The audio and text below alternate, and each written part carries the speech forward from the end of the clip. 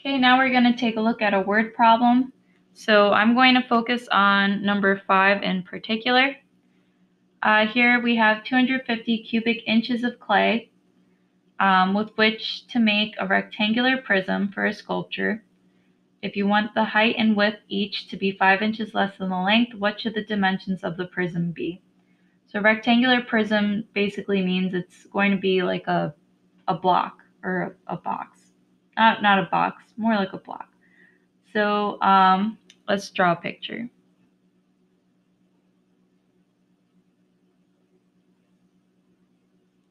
So whenever you work with clay, you usually end up with like a block of clay like this.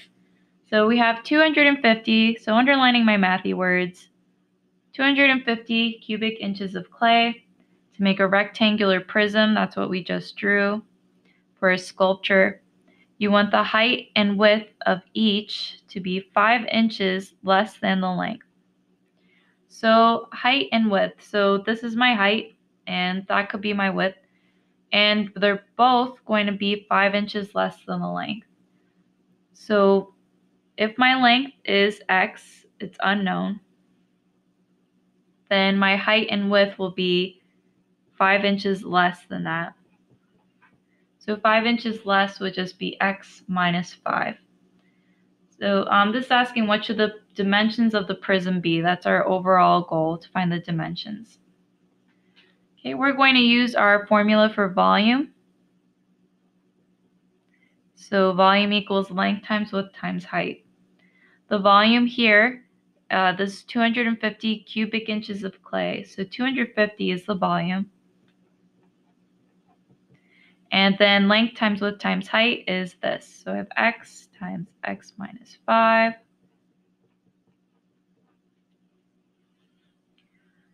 Okay, so that's how we set up the equation. Now we just need to solve. To be able to solve, I need this equal to 0 and factor it out. So I'm going to multiply these two. So x times x is x squared. Negative 5x minus 5x is minus 10x. Negative 5 times negative 5 is 25. And then distribute x into here. So that's x to the third minus 10x squared plus 25x. Okay, we need this equal to 0 before we can factor. So I'll subtract 250. So I have 0 equals x to the third minus 10x squared.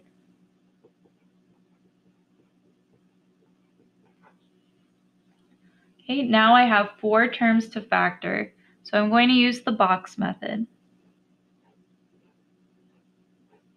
Top left is x to the third. Bottom right is negative 250. And these two would be negative 10x squared and 25x.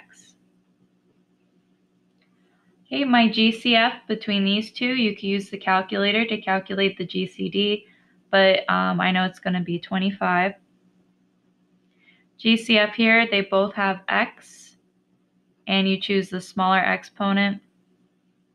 GCF here, they both have x, it'll just be x, and the GCF here will be negative 10. So I'm going to write this factored form over here. We'll have x minus 10 and x squared plus 25. Okay, so once we have it factored, we can solve. X minus 10 equals 0, x squared plus 25 equals 0. So we set both factors equal to 0. This will be x equals 10. This will be x squared equals negative 25. And I'm just going to stop here with this. X squared equals negative 25. I'll have to take the square root, and this will come out to be imaginary because I have a negative. So that can't be the answer. 10 is a real number, and I can use that for a measurement. So I'm not quite done yet. I have to label the dimensions. So my length is the 5, right? That's just our x was the length. I'm sorry, the 10. So this will be 10 and we're in inches. The height will be 10 minus 5, 5 inches.